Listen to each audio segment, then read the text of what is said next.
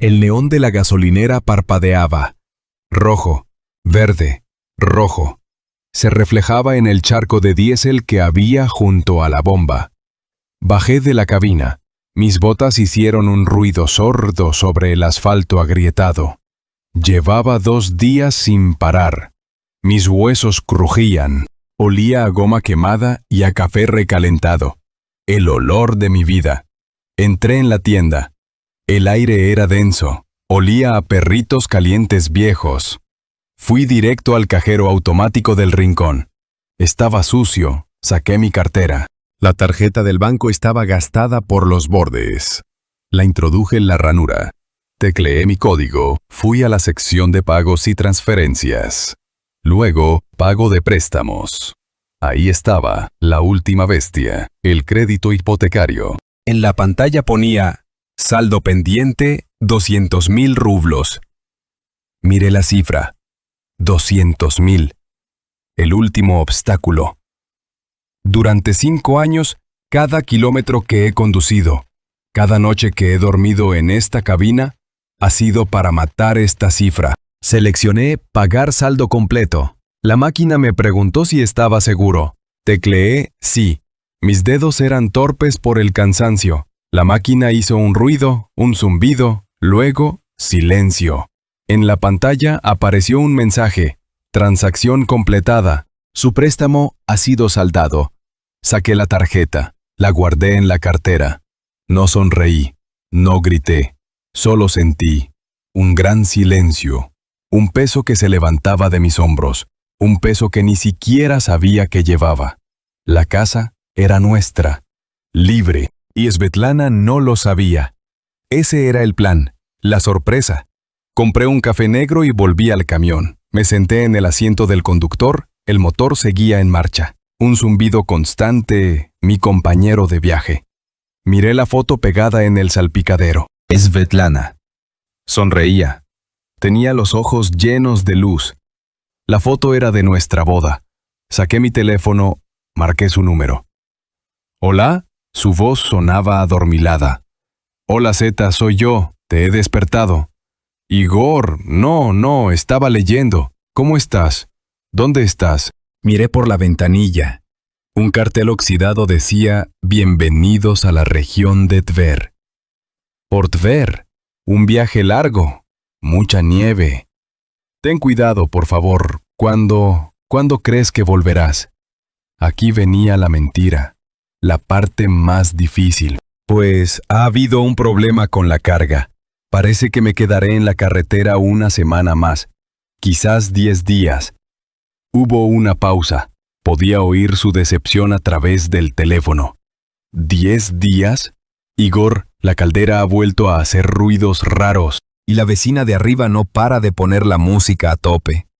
Te echo de menos. Lo sé, Zeta. Yo también. Lo de la caldera lo arreglo en cuanto llegue, te lo prometo. Siempre dices eso. Su tono era cansado. ¿Has comido bien? No quiero que te alimentes solo de esa porquería de las gasolineras. He comido bien. Estofado. Estaba bueno. Otra mentira. Mi cena había sido una barrita de cereales y este café amargo. Bueno, llámame mañana, ¿vale? No te olvides. No me olvidaré. Te quiero. Y yo a ti, dijo. Colgamos. Bebí un sorbo de café. Me quemó la lengua. Odiaba mentirle.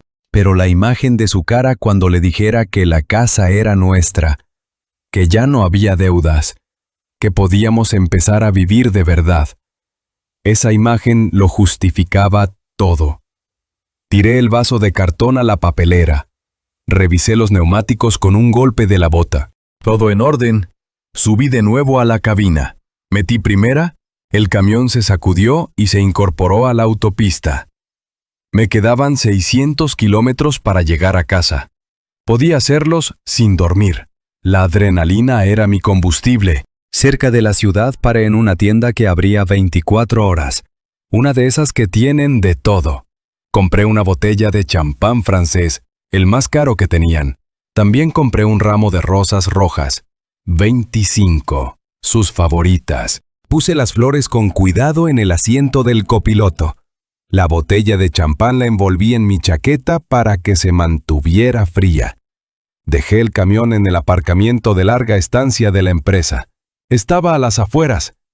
Nadie me vio. Arranqué mi viejo coche, un Lada que siempre olía a gasolina. Conduje por las calles dormidas de mi ciudad. Eran las 4 de la mañana. Aparqué a una manzana de mi casa. No quería que el ruido del motor la despertara. Cogí las flores y el champán. Caminé por la acera. Las farolas proyectaban mi sombra, larga y delgada. Vi nuestra casa. Las luces del salón estaban encendidas. Extraño. Ella nunca dejaba las luces encendidas. Me acerqué a la puerta principal. Metí la llave en la cerradura. Giré con mucho cuidado. Sin hacer ruido. Entré. La casa estaba en silencio. Dejé las flores y la botella sobre la mesita del recibidor. Me quité las botas. Caminé en calcetines por el pasillo. La puerta del dormitorio estaba entreabierta. Una luz tenue salía de dentro. Y entonces oí las voces. Un susurro. Su voz. Se estaba riendo. Una risa baja, íntima. No era la risa que yo conocía. Luego la voz de un hombre. Profunda, segura de sí misma. Y el seguro pagará sin hacer preguntas. El informe dirá que el conductor se quedó dormido. Una tragedia. Me detuve. Mi mano se quedó suspendida en el aire. No podía respirar. ¿Y el camión?, preguntó Svetlana. Es su orgullo. Se dará cuenta de que es un montaje. No se dará cuenta de nada. El fuego lo destruirá todo. La carga de electrónica de alta gama se convertirá en cenizas. Unos millones de rublos de cenizas. Para nosotros. Reconocí la voz del hombre. Era Víctor, el director del banco. El hombre que nos había sonreído mientras firmábamos la hipoteca. Me acerqué a la puerta. Miré por la rendija. Estaban en la cama, en mi cama, desnudos, una botella de whisky vacía en la mesilla de noche. Víctor le acariciaba el pelo. En cuanto el dinero del seguro llegue, vendemos esta posilga, dijo él. Mi contacto en Alicante ya nos ha encontrado una villa con vistas al mar. Sol, playa, lejos de este agujero. ¿Y qué pasa con Igor?, preguntó ella. Su voz sonaba excitada. ¿Igor? Víctor se rió. Pobre Igor. Seguirá conduciendo su camión por carreteras heladas, intentando pagar una deuda que ya no existe. Nunca se enterará. Siempre ha sido tan predecible. Cree que su vida consiste en trabajar para ti. Y tiene razón, pero ahora trabajará para nosotros. Svetlana se echó a reír, se inclinó y lo besó. Algo dentro de mí se rompió. El calor del hogar se convirtió en un frío glacial. La felicidad se convirtió en cenizas. Miré las flores y el champán que había dejado en el recibidor. ¡Qué estúpido! ¡Qué ciego! Retrocedí, paso a paso, sin hacer ruido. No sentía rabia, no sentía dolor, no sentía nada, solo un vacío inmenso. Y un frío terrible. Salí de la casa, cerré la puerta con la misma suavidad con la que la había abierto. Caminé de vuelta a mi coche. Me senté en el asiento del conductor. Me quedé allí, en la oscuridad, mirando la ventana iluminada de mi dormitorio. La ventana de una casa que ya no era mía, con una mujer que ya no conocía. Y entonces lo supe. El plan de Víctor era bueno, pero el mío sería mejor. Su último viaje no sería en la carretera. Sería mucho, mucho más corto, y yo mismo me encargaría de la entrega.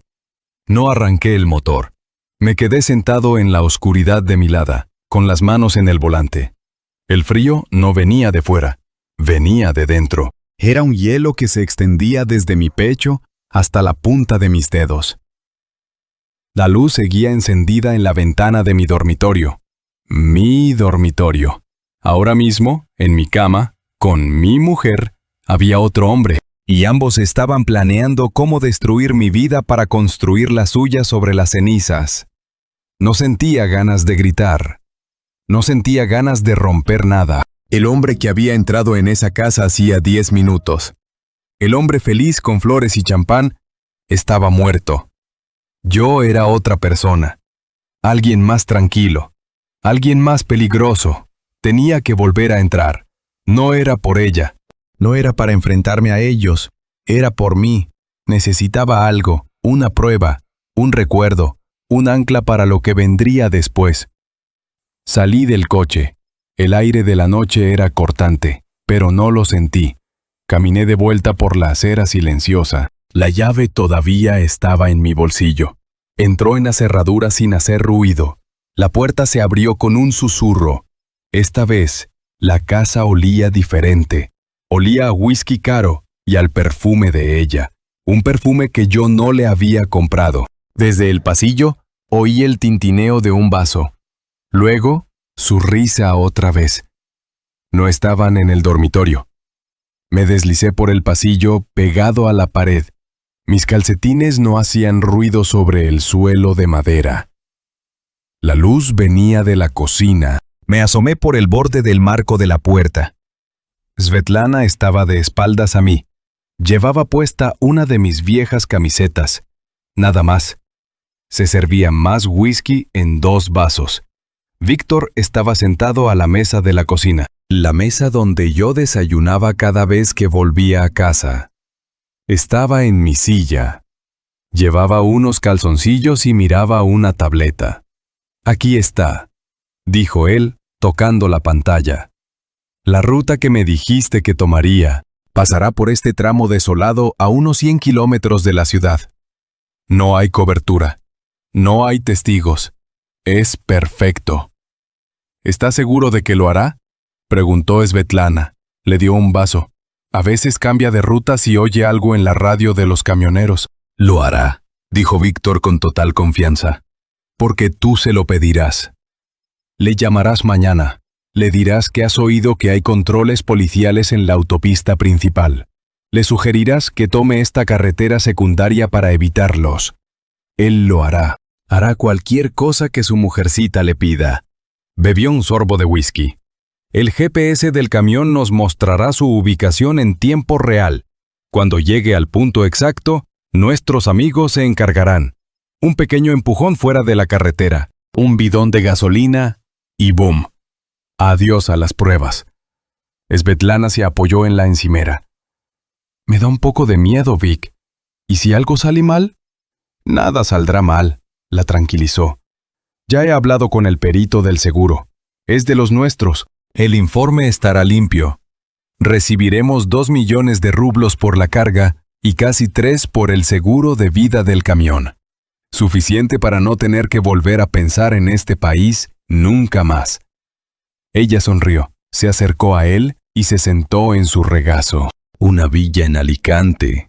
Suena tan bien. Se besaron. Yo retrocedí un paso. La cocina estaba a mi izquierda. El pequeño estudio donde guardábamos los papeles estaba a mi derecha. La tableta de Víctor seguía sobre la mesa, con el mapa iluminado. Un punto rojo parpadeaba en medio de la nada. El lugar de mi supuesta muerte. Saqué mi teléfono, le quité el sonido al botón de la cámara, me incliné de nuevo, solo lo suficiente para que el objetivo del teléfono viera la mesa. El enfoque automático se ajustó. Hice una foto. Luego otra, desde un ángulo ligeramente diferente. La pantalla del teléfono no emitió ningún destello. Ya tenía lo que necesitaba. La prueba. Pero había algo más. Entré en el estudio. Estaba oscuro. Me moví de memoria. Mis manos encontraron el archivador de metal. Abrí el segundo cajón. El que ponía vehículo. Dentro, en una carpeta de plástico, estaban los papeles del camión, el título de propiedad, el permiso de circulación, el seguro. Mi nombre estaba en todos ellos. Igor Volkov, propietario. Cogí la carpeta entera. También cogí el juego de llaves de repuesto del camión que colgaba de un clavo en la pared. Cerré el cajón sin hacer ruido. Volví al pasillo. Ellos seguían en la cocina. Ahora hablaban en voz baja, planeando su futuro, mi futuro. Caminé hacia la puerta principal. Mis botas estaban donde las había dejado. No me las puse. Salí de la casa en calcetines. Cerré la puerta detrás de mí. El clic de la cerradura fue el sonido más fuerte de la noche. Caminé hasta mi coche. Esta vez arranqué el motor. El ruido del viejo Lada me pareció un rugido. Me alejé de mi calle. No miré atrás. No recuerdo el camino hasta el aparcamiento de la empresa.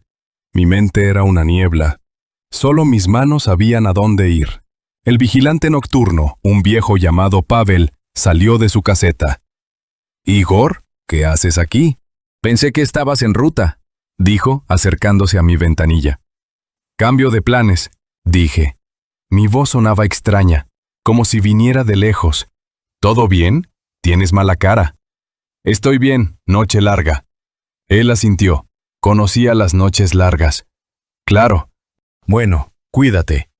Conduje hasta el fondo del aparcamiento. Allí estaba, mi camión, grande, silencioso, una bestia dormida bajo la luz anaranjada de una farola.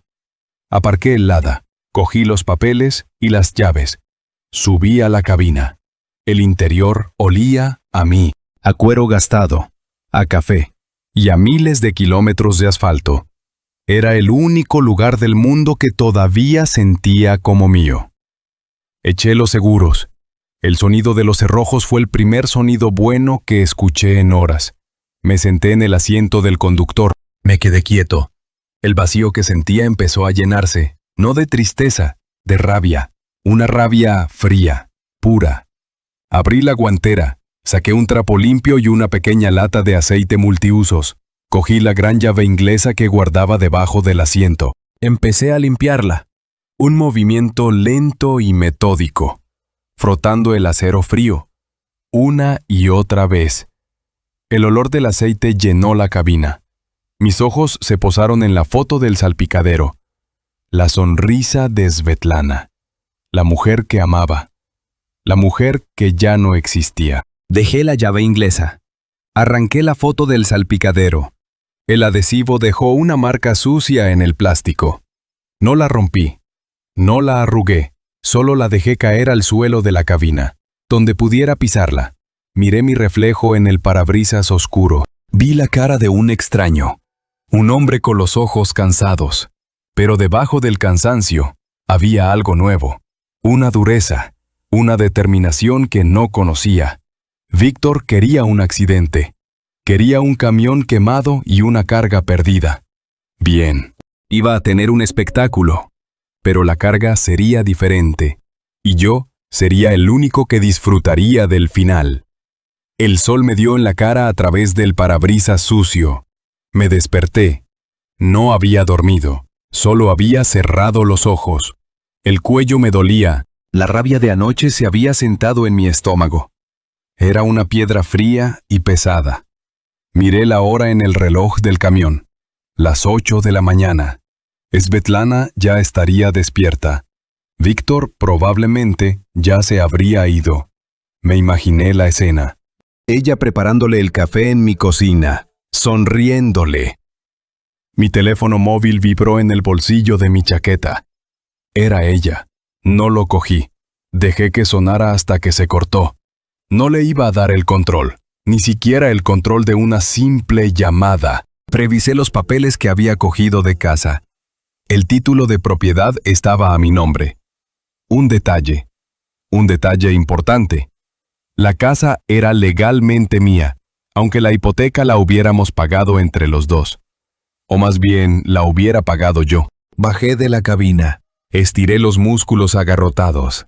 Fui a la pequeña cafetería del aparcamiento. Pedí un café solo y un trozo de pan duro. Mientras comía, busqué en mi teléfono. Empresas de mudanzas, servicio urgente. Aparecieron docenas de resultados. Elegí la que tenía el nombre más grande y llamativo. Titán Mudanzas. Lo movemos todo. Hoy mismo. Marqué el número. «Mudanzas Titán, dígame», respondió una voz enérgica. Necesito un servicio. Urgente, dije. Para hoy. ¿Hoy? Es un poco precipitado, amigo. Estamos bastante llenos. ¿Qué necesita mover? El contenido completo de una casa de 2 plantas. Muebles, electrodomésticos, ropa, todo. Hubo una pausa al otro lado. Podía oírle teclear. ¿Y a dónde va todo eso? A ninguna parte. Quiero que lo carguen todo en un contenedor de transporte, uno grande, de 40 pies, y que lo dejen en mi camión. Silencio. ¿Quiere que vaciemos una casa y lo metamos todo en un contenedor? ¿Solo eso? Sí. Pago el doble de la tarifa de urgencia. En efectivo. La pausa fue más corta esta vez. Deme la dirección. Mis hombres estarán allí en 90 minutos. Le di la dirección de mi casa. De nuestra casa. Colgué. Terminé el café de un trago. El teléfono volvió a vibrar. Un mensaje de texto de Svetlana. Igor, ¿dónde estás? ¿Por qué no contestas? Me tienes preocupada. No respondí. Conduje mi Lada de vuelta a mi barrio. Aparqué en la misma calle de la noche anterior. Esperé. A las 9:30 vi a Svetlana salir de casa. Llevaba un vestido elegante, el que yo le había regalado por su cumpleaños. Se subió a su coche, un pequeño utilitario que yo le había comprado, y se fue, probablemente a encontrarse con Víctor para seguir planeando. Esperé 5 minutos más. Luego, conduje hasta la puerta de mi casa. La llave seguía funcionando. Entré. La casa estaba limpia, impecable. No había ni rastro de Víctor. Solo el olor de su colonia barata persistía en el aire. A las 10 en punto, un enorme camión de mudanzas aparcó delante. Bajaron 4 hombres. Eran grandes. Llevaban monos con el logo de Titán. El jefe de equipo se acercó. ¿Es usted el señor Volkov? Soy yo, dije. La casa está abierta. Quiero que saquen todo, absolutamente todo. El hombre miró dentro. Silbó. Tiene usted buen gusto, señor. Bueno, pues a trabajar. Empezaron. Eran como una plaga de langostas, eficientes, despiadados. Empezaron por el salón, el sofá de cuero que tardamos 3 meses en elegir, la televisión de pantalla plana que compramos para ver el mundial, las fotos de nuestras vacaciones en el Mar Negro. Todo desaparecía dentro del camión. Fui al dormitorio, nuestra cama. Las sábanas olían a ella y a él. Esto también, le dije a uno de los hombres.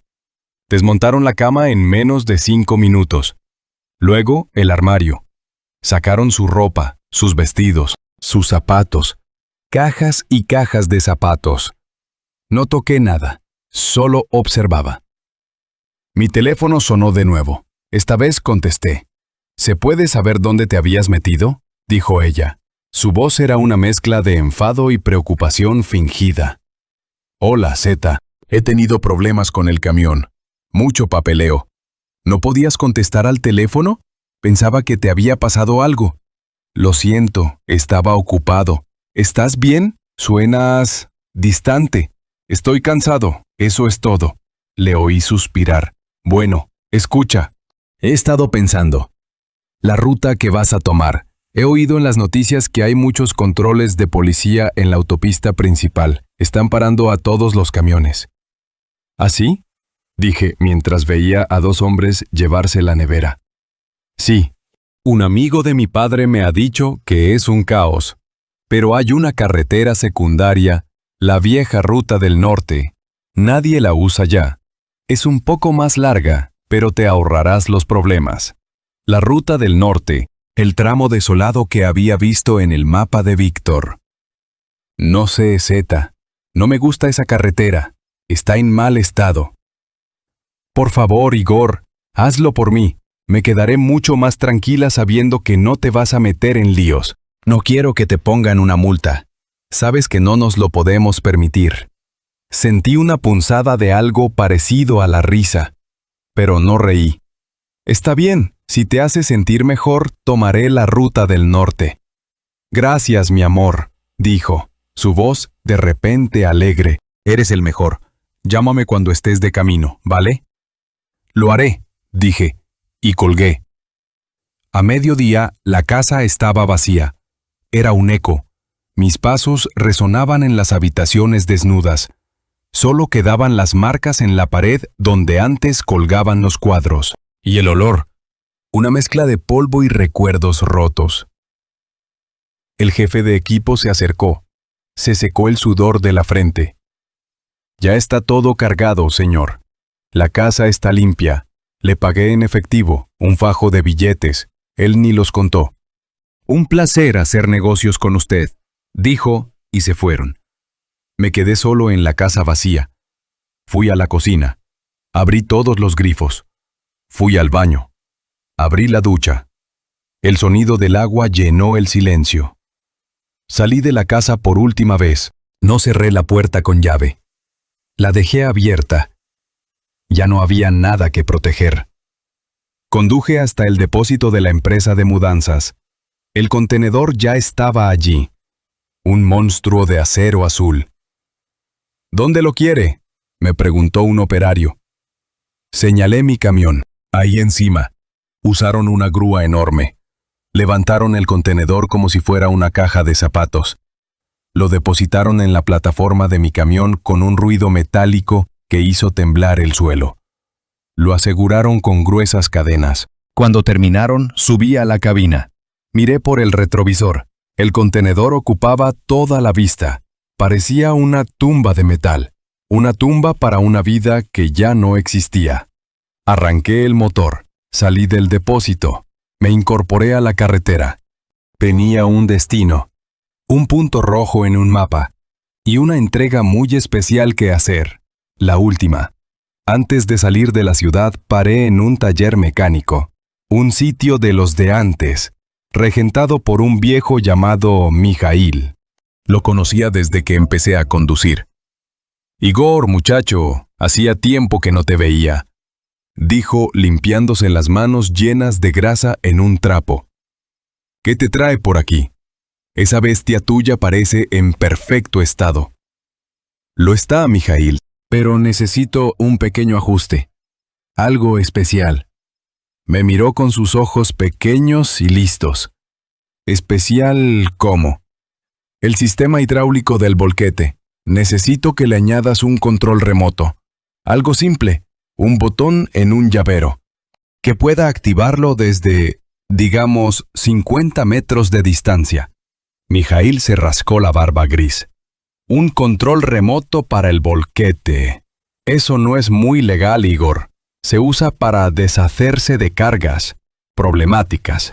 Mi carga es muy problemática, dije, mi voz era seria. Y te pagaré el triple de lo que pidas, en efectivo, ahora mismo. Sus ojos brillaron. El dinero siempre hablaba más alto que la ley. Dame una hora, dijo. Esperé en su oficina polvorienta. Olía a aceite de motor y a metal frío. Miré las herramientas colgadas en la pared. Llaves inglesas, destornilladores, martillos, herramientas para construir y para destruir. Una hora después, Mijail volvió. Me dio un pequeño llavero negro con un solo botón rojo. Pulsa una vez para desbloquear los seguros del contenedor. Pulsa otra vez para activar la inclinación. Ten cuidado, una vez que empieza no se puede parar hasta que está vacío. Le di un fajo de billetes. Él lo guardó en el bolsillo de su mono sin contarlo. No nos hemos visto hoy, Igor. Nunca nos vimos, confirmé. Salí del taller con el llavero en el bolsillo. Pesaba más que el acero del que estaba hecho. Era el peso de una decisión final. Mi teléfono sonó justo cuando me incorporaba a la autopista. Era ella. Dejé que sonara un par de veces antes de contestar. Usé el manos libres. Hola, Zeta. Igor, por fin. ¿Ya estás de camino? Sí, acabo de salir de la ciudad. He tomado la ruta del norte, como me dijiste. ¡Perfecto! Su voz sonaba aliviada y excitada. ¿Y qué tal la carretera? Vacía, no hay ni un alma. Tienes razón, está en mal estado. El camión bota mucho. Miré por el retrovisor. El enorme contenedor azul se balanceaba ligeramente con los baches. Ten mucho cuidado, por favor. ¿Y la carga? ¿Está bien asegurada? Me dijiste que llevabas electrónica cara. Está bien asegurada, dije apretando el volante. No se va a mover hasta que yo quiera.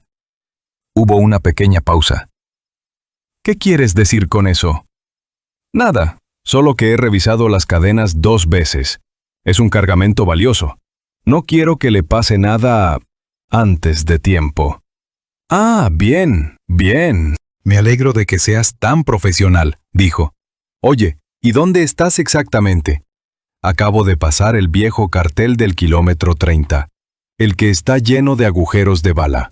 Vale, te llamo en un rato. Solo quería saber que estabas bien. Conduce con cuidado. Colgó. Sabía lo que estaba haciendo. Estaba sentada junto a Víctor, con su tableta, siguiendo el punto del GPS de mi camión, confirmando que su plan iba según lo previsto. Conduje durante 1 hora. El paisaje se volvió más salvaje. Bosques de pinos a ambos lados de la carretera, el asfalto agrietado, el silencio solo roto por el rugido de mi motor. No me crucé con ningún otro vehículo. Era el lugar perfecto para un crimen. Paré en un pequeño apartadero. Bajé de la cabina, saqué una botella de agua y bebí. El aire era frío y olía a pino. Revisé el mecanismo que Mijaíl había instalado. Era simple. Una pequeña caja de metal conectada a los tubos del sistema hidráulico. Una luz verde parpadeaba. Estaba activo. Saqué el llavero del bolsillo. El botón rojo parecía mirarme. El teléfono sonó de nuevo. «Igor, ¿te has parado?» Su voz sonaba nerviosa. «Sí, he parado a revisar los neumáticos. La carretera es peor de lo que pensaba. No quiero un reventón». No, claro que no», dijo demasiado rápido. «¿Pero está todo bien?» «Sí, Zeta, todo está perfectamente». «¿Cuánto te falta para llegar al tramo de la cantera abandonada?» «Ya sabes, ese sitio donde íbamos de picnic. Ahí estaba. La confirmación. Quería saber si estaba cerca del punto X. Creo que a unos 20 minutos. ¿Por qué lo preguntas?» «Por nada. Simple curiosidad». Recordaba ese sitio. Era bonito. «Sí, lo era», dije. «Bueno, no te entretengo más. Sigue con cuidado. Te quiero». «Adiós, Zeta». La llamada finalizó. Me quedé de pie junto a mi camión. Miré el contenedor. Toda mi vida con ella estaba encerrada ahí dentro. 10 años de trabajo, de sacrificios, de sueños. Todo reducido a una carga de 4 toneladas de chatarra y recuerdos rotos. ¿Sentía algo? ¿Tristeza? ¿Nostalgia? No. Solo sentía una calma extraña, la calma que precede a la tormenta. Volví a la cabina, me senté, puse la mano en el bolsillo y toqué el llavero. Luego, puse las manos en el volante. Era la hora. Arranqué el motor, el rugido de la bestia de acero llenó el silencio del bosque. Metí primera.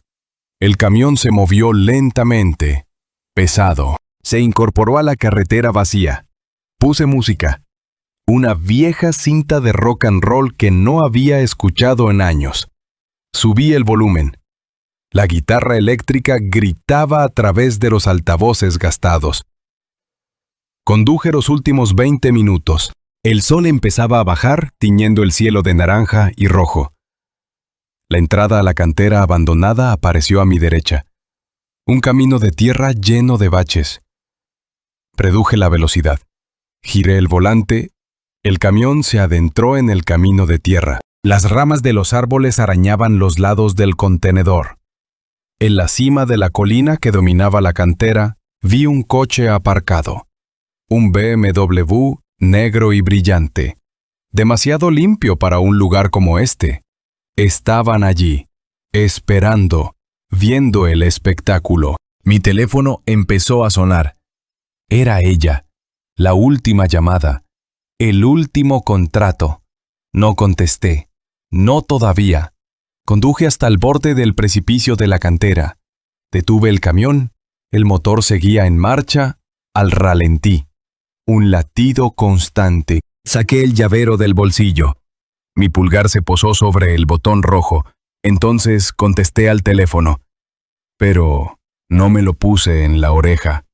Lo puse en el salpicadero y activé el altavoz. Su voz llenó la cabina, ansiosa, excitada. Era el momento del acto final. Su voz llenó la cabina del camión. El altavoz del teléfono vibraba sobre el salpicadero. «Igor, cariño, ¿estás ahí? ¿Por qué no contestabas?» Sonaba tensa, impaciente. Puse mi mano sobre el llavero que tenía en la otra rodilla. El botón rojo era frío al tacto. Miré hacia la colina. El BMW negro era una silueta contra el cielo anaranjado. Podía imaginarme la escena. Ella y Víctor, sentados dentro, probablemente con unos prismáticos, esperando el fuego, esperando mi final. «Estoy aquí, Zeta», dije. Mi voz era tranquila, muy tranquila. «He llegado a la cantera, un sitio extraño para parar». «¿Has parado? ¿Por qué has parado?» El pánico se filtró en su voz. «No pares, sigue conduciendo». «¿Por qué tanta prisa?», pregunté, observando el coche en la distancia. Pensé en estirar las piernas. Es un viaje largo. «No es momento para eso», casi gritó. «Esa zona es peligrosa. La gente dice que hay, no sé, bandidos. Tienes que salir de ahí ya». «No te preocupes, no estoy solo», dije. Silencio total al otro lado. «¿Cómo que no estás solo? ¿Hay alguien contigo?» «Sí, os estoy viendo, aparcados en la colina. Un coche bonito». Pude oír un susurro ahogado. Ella estaba hablando con Víctor. Luego su voz volvió, más dura, más fría. «No sé de qué estás hablando, Igor. Debes de estar muy cansado.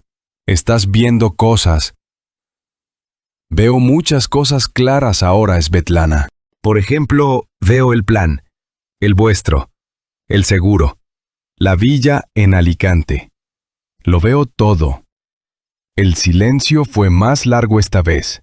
Definitivo. La comedia había terminado. «Así que lo sabes», dijo finalmente. Su voz era plana, sin emoción. Ya no era mi esposa. Era una extraña. «Lo sé todo», confirmé. «¿Y qué vas a hacer?» Su voz ahora contenía un desafío. «¿Vas a venir aquí? ¿Vas a intentar algo? No eres más que un simple camionero, Igor. Víctor tiene contactos. Podemos destruirte de 1000 maneras». «No voy a ir a ninguna parte. De hecho, ya he terminado mi trabajo. La entrega está hecha». «¿Qué entrega?», preguntó Víctor. Su voz irrumpió en la llamada, grave, amenazante. «La carga sigue en tu camión. Lo estamos viendo». «Estáis viendo el contenedor», le corregí, «pero no la carga. La carga no es la que esperáis». Oí un ruido, la puerta de su coche abriéndose. «No intentes ninguna estupidez, Igor», dijo Víctor. «Nuestros amigos están a punto de llegar. Te recomiendo que bajes de ese camión y te marches. Quizás te dejemos vivir». «Demasiado tarde», dije y sonreí por primera vez en 2 días. «Ya están aquí». Pulsé el botón rojo del llavero. Una vez. Un fuerte clac metálico resonó desde la parte trasera del camión. Los seguros hidráulicos del contenedor se habían soltado. «¿Qué ha sido eso?», preguntó Svetlana. «El primer acto», dije. «Y ahora, el gran final, el espectáculo que habéis venido a ver». Miré al coche. Podía ver sus siluetas de pie, fuera del vehículo, mirando hacia mí. Pulsé el botón rojo por segunda vez. El sistema hidráulico cobró vida con un zumbido grave y potente. Lentamente, la plataforma del camión empezó a inclinarse. El enorme contenedor azul, de 40 pies, se elevó hacia el cielo del atardecer. «Igor, ¿qué estás haciendo?». La voz de Svetlana era un grito agudo de incredulidad. No respondí. Solo sostuve el teléfono para que el altavoz captara el sonido. La parte trasera del contenedor se abrió con un estruendo metálico y entonces empezó a caer. Primero cayeron las cosas pequeñas, cajas de ropa, sus vestidos, mis viejas herramientas. Luego, los muebles. Las sillas de la cocina se hicieron añicos contra las rocas del fondo. La mesa del comedor se partió en dos. La televisión de pantalla plana cayó y explotó en una nube de cristal y plástico. Y después, las cosas grandes. El sofá de cuero, nuestro primer gran gasto como pareja, cayó dando tumbos. El armario del dormitorio. Y por último, nuestra cama, la base y el colchón. La cama donde la había encontrado con él cayó lentamente, casi con elegancia, antes de estrellarse contra los restos de nuestra vida. El ruido era ensordecedor, un terremoto de madera rota, metal retorcido y sueños destrozados. Cuando la última pieza cayó, un silencio repentino se apoderó de la cantera. Solo se oía el zumbido del sistema hidráulico y el crepitar de algo que se había roto abajo. ¿Qué has hecho?, susurró Svetlana al teléfono. Su voz estaba rota. He hecho una mudanza. Dije, mi voz era calmada. He vaciado la casa, ya sabes, para que podáis venderla más rápido. ¡Nuestras cosas!, gritó. ¡Todo! ¡Estaba todo ahí! No, Svetlana, no eran nuestras cosas. La corregí. Eran mis cosas, compradas con mi dinero, ganado en las carreteras en las que queríais matarme. Así que he decidido tirarlas. Ya no las necesito. «Estás loco», dijo Víctor. «No, estoy libre. Y por cierto, Víctor», hice una pausa. «He pagado la hipoteca. La casa está a mi nombre. El único papel que firmó Svetlana fue el del matrimonio, y eso también se va a acabar». Colgué. Apagué el teléfono, lo tiré al asiento del copiloto. La plataforma del camión volvió lentamente a su posición horizontal. Metí marcha atrás. Di la vuelta en el espacio reducido. El camión se sentía ligero, libre. Conduje por el camino de tierra, de vuelta a la carretera. Al pasar junto a la colina, disminuí la velocidad. Estaban allí, de pie junto a su BMW. Dos figuras pequeñas y oscuras contra el cielo moribundo. No se movían, solo miraban el camión. Mi camión. Vacío. No toqué el claxon, no les hice ningún gesto, solo les miré. Y luego aceleré. Me incorporé a la carretera. Dejé atrás la cantera. Dejé atrás el coche. Los dejé a ellos. Subí el volumen de la música. El rock and roll llenó la cabina. Conduje hacia el sol poniente. No tenía un destino, no tenía un plan. Por primera vez en 10 años, solo tenía la carretera. Y era suficiente. El hombre que tenía delante se ajustó las gafas. Se llamaba Andrei Pavlovich. Era el dueño de una fábrica de muebles. Su oficina era limpia, olía a madera nueva y a dinero. No olía a diésel. Su propuesta es... «Interesante, señor Volkov», dijo mirando unos papeles sobre su mesa de caoba. «Una ruta exclusiva para mis exportaciones al sur. Pero usted es una empresa nueva. Solo tiene un camión». «Tengo un camión, el mejor», dije. «Y tengo mi palabra. Su mercancía llegará a tiempo. Siempre». Me miró por encima de las gafas. Estaba evaluándome. La logística es un negocio de confianza. Las grandes empresas me ofrecen seguros, flotas de repuesto. ¿Qué me ofrece usted que ellos no puedan? Apoyé las manos sobre la mesa. Mis manos estaban limpias, ya no tenían grasa debajo de las uñas. Le ofrezco un dueño al volante. Si hay un problema en la carretera, no hablará con un gestor en una oficina a 1000 kilómetros. Hablará conmigo, y yo lo resolveré. Las grandes empresas tienen flotas. Yo tengo responsabilidad. Andrei Pavlovich se recostó en su silla de cuero. Responsabilidad es una palabra grande. Es la única palabra que conozco, respondí. Mi teléfono vibró sobre la mesa. Un número desconocido. Lo ignoré, pero volvió a sonar. Discúlpeme un momento, dije. Descolgué. ¿Volkov? ¿Sí? ¿Quién es? Soy el abogado Dmitri Orlov. Le llevo llamando varios días. Represento a los compradores de su antigua propiedad. Me levanté de la silla y caminé hacia la ventana. La oficina estaba en un 10º piso. Podía ver toda la ciudad. Los coches parecían hormigas. No sabía que la casa ya se había vendido. Se vendió la semana pasada. La comisión inmobiliaria ha estado intentando contactar con su exmujer, pero parece que no está localizable. No me sorprende, dije mirando una grúa de construcción en la distancia. El caso es que los nuevos dueños han encontrado algo. Durante la reforma del sótano, detrás de una pared falsa, encontraron una caja fuerte. Hice una pausa. No había ninguna caja fuerte cuando yo vivía allí. Exacto.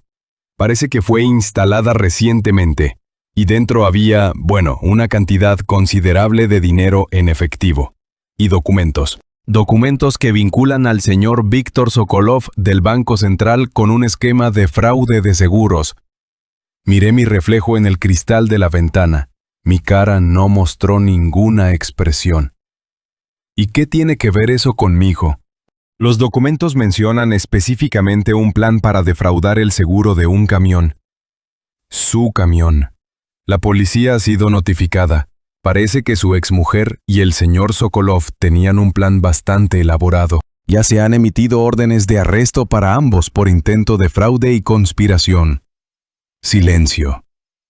Gracias por la información, señor Orlov. Solo le llamaba para informarle. Como antiguo propietario, los fondos de la caja fuerte han sido confiscados como prueba. Que tenga un buen día, señor Volkov. Colgué. Dejé el teléfono sobre el alféizar de la ventana. Me giré y volví a la mesa. Andrei Pavlovich me miraba con curiosidad. ¿Malas noticias? No, dije sentándome de nuevo. Noticias viejas. Un contrato que se ha cerrado definitivamente. Él asintió sin hacer más preguntas. Cogió una pluma de su escritorio. Era una pluma cara, de oro. Me gusta usted, Volkov. Es directo, no se anda con rodeos. Le tendió la mano por encima de la mesa. Tiene el contrato. Empezamos el lunes. No me falle. Estreché su mano. Su agarre era firme. No lo haré. 10 minutos después estaba en la calle. El aire de la ciudad era fresco. El sol brillaba. Saqué las llaves del bolsillo. No eran las llaves de mi viejo Lada. Eran las de una camioneta nueva. Negra. La había comprado la semana anterior, con el dinero de la entrada de la venta de la casa. Me subí. El interior olía a coche nuevo. Arranqué el motor. Suave. Silencioso. Conduje sin rumbo fijo durante un rato. Pasé por delante de la calle que llevaba a mi antiguo barrio. No giré. Seguí recto. El pasado estaba muerto y enterrado. Svetlana y Víctor tendrían que enfrentarse a su propio final. Ya no era mi problema.